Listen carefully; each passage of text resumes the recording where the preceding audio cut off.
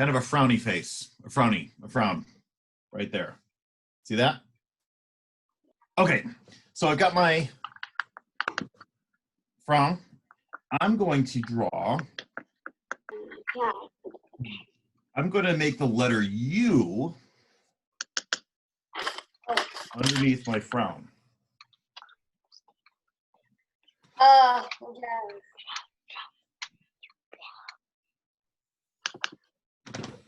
See that? It goes down below the middle of my paper. So it's pretty big. See that? Pretty big. I'm going to trace over it with a darker pencil so you can see, because I'm in the sunlight and it.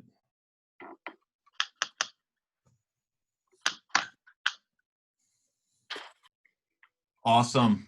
Awesome. Okay. So far, so good. That's the head. Kind of a funny shape. And that's okay. Yeah. Remember, it's abstract. So Picasso, he took the things he saw and he made them simpler. He broke them down into shapes. I'm going to draw a line that comes down at a diagonal and another line that comes down at a diagonal. It's kind of wavy. That's okay. Doesn't have to be perfect. You don't need a ruler.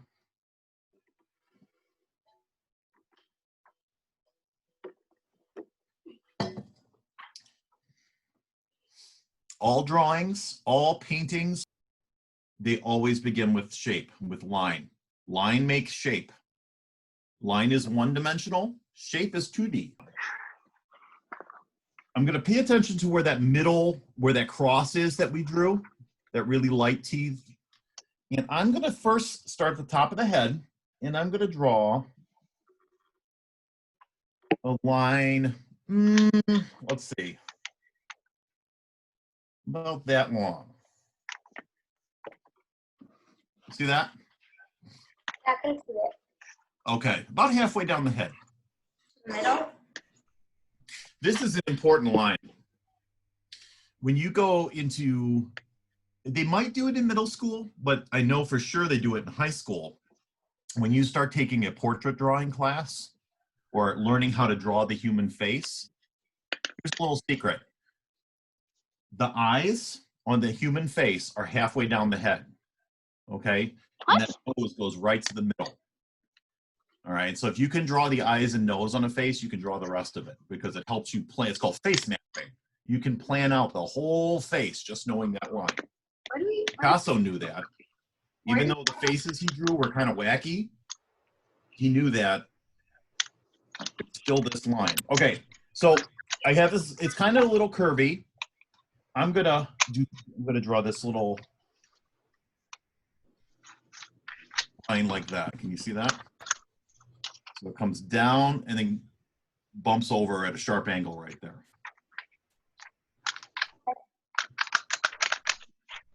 I'm going to draw a line. It kind of looks like a backwards number 7. So a line and then a backwards number 7. Kind of looks like a lightning bolt, like Harry Potter has on his head, right? Okay, this is going to be a little tricky. Now, at the bottom of my 7, I'm going to draw 2 bumps. 1, 2. Now, I'm going to go back up to the top, and I'm working on this left side. See how I divided it? There's a right side and a left side.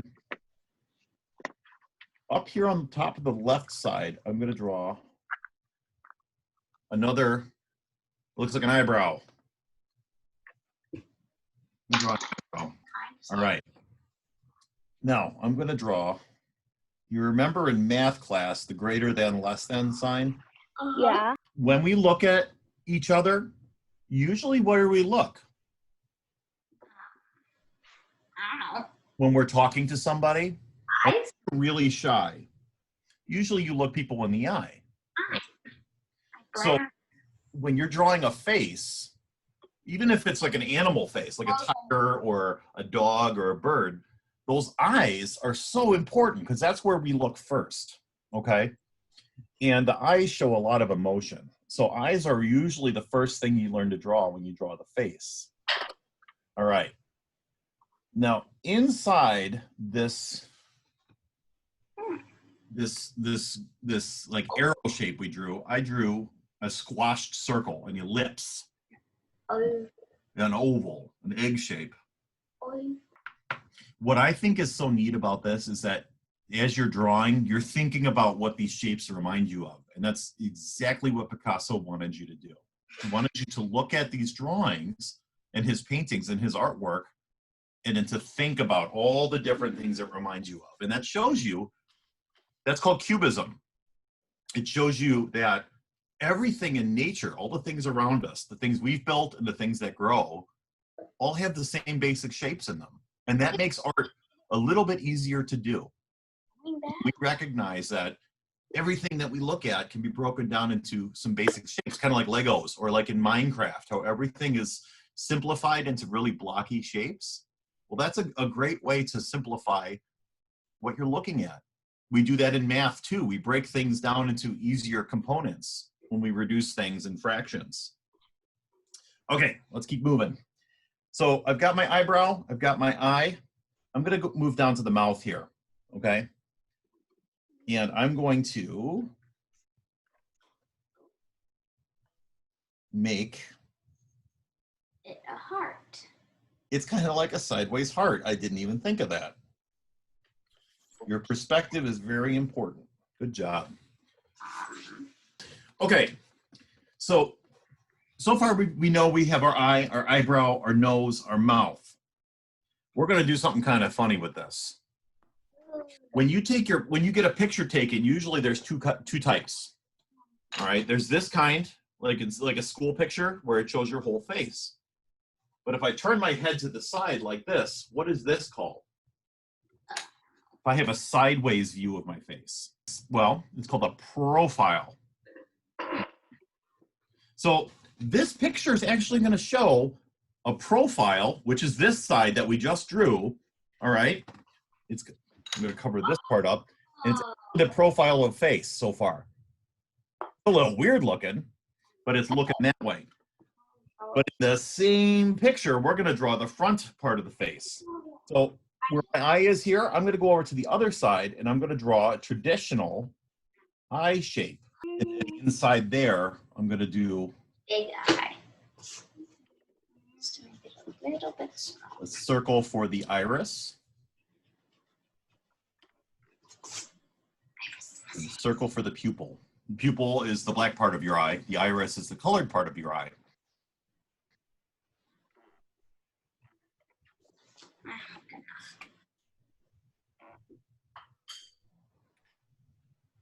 Pretty interesting how Picasso put two different perspectives, the way of looking at something, two different perspectives in the same picture. Okay, I got one more major thing, well, a couple more major things to add here. All right, I'm gonna jump down to the mouth part. All right, see how it looks like a sideways mouth, like somebody's talking and looking that way? Well, I'm gonna close this up.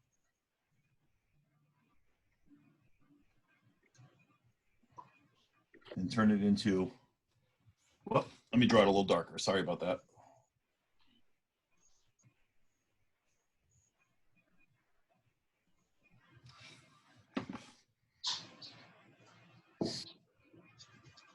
Here's a little secret about the human face. All right. And this is like, you can spend a whole month learning how to draw the face, but everything on the face lines up. The sides of our mouth lines up with the pupils, these black dots inside the eye. So our pupils straight down lines up with our mouth. Isn't that weird? The inside of our eye and our nose lines up. And then our ears, the top of our ears lines up with our eyebrows. It's called face mapping. It's really interesting. And Da Vinci realized that hundreds of years ago when he was drawing the face. And actually the ancient Greeks before them, they knew that everything had this special formula for lining up correctly. The human body is a really amazing thing. All right, so we're gonna draw ears. Now, I'm not gonna draw like the best ear shapes, and you don't have to. I'm just gonna draw, remember Picasso's faces. I always draw too light, I'm sorry. Let me go over that again. Now from here, This is our basic Picasso portrait. All right, it's missing a lot of fun stuff. So you're going to have to draw on yourself. This is a self-portrait, your own hair. All right. Luckily, I don't have to because I'm bald.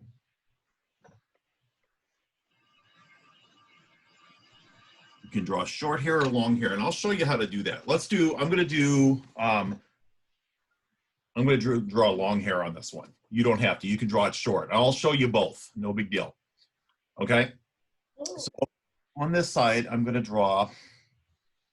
Whoops. I'm going to turn it a little bit so I can draw it real quick.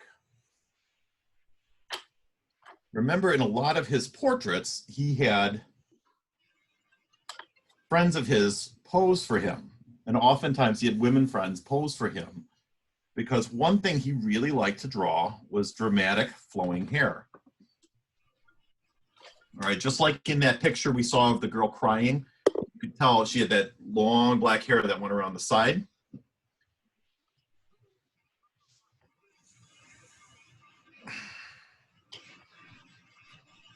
And the secret to drawing really good faces is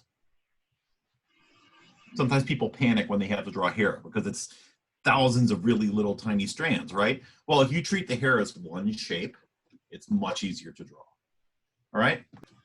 Now, if you want, if you remember, and I have an example here. My sister brought this mask back for me from Hawaii. She went to Hawaii, and it's a little different than what we're doing. But this, I wanted to show you this because this can give you some really cool ideas if you want to get creative with what you put on the face. Just like with our cupcakes and our birthday cake last week, you have all this open space now. I mean, we have a cool portrait, but there's all this open space. A lot of cultures, if you look at how they celebrate, all right, and like we were talking about the African tribal masks, this was inspired kind of by those ceremonial masks. And you can see this painting. I mean, we don't have all this on our face, but we can use some of the symbols that are on here and the colors to show emotions, to show what we're feeling today, all right? Maybe on one side, just like with Picasso, he added a lot of color. It kind of looks like stained glass. One of the best qualities of stained glass is color, all right? And we know that color shows emotion. So what you're gonna do is you're gonna add color. I don't know, you know, you got your markers or colored pencils or whatever you have with you today. And good. If you have enough, we can color one side with cool colors and one side with warm colors, you know, to show some emotion. If you want, you could do some, let's see, I'm gonna do some kind of swirly shapes in here. Just to kind of show some interesting, maybe I'll put a flower here. Why? Just because. It doesn't really have to have a reason. I'll put a flower there. If you want to put some crazy zigzag shape, maybe this person's not feeling so happy today, so they've got all these like racing thoughts. Maybe you can add some repeating shapes. I always like curvy lines and circles. So whatever you want to add, go for it. Put that in your drawing. Picasso would often add he had some reality and some make-believe stuff in his artwork. I'm gonna add some color. I want to color, let's see.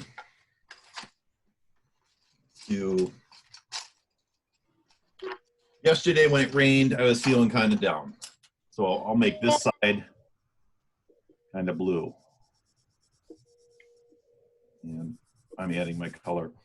What you can also do, guys, and I meant to tell you this, if you're not coloring with marker, you're using color pencil, you can always outline, if you want to, you can always outline your shapes with marker.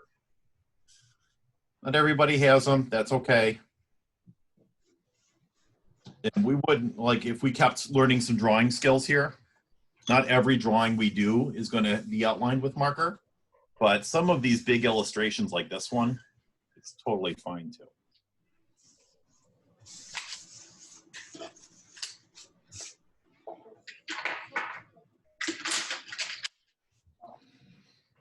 Okay.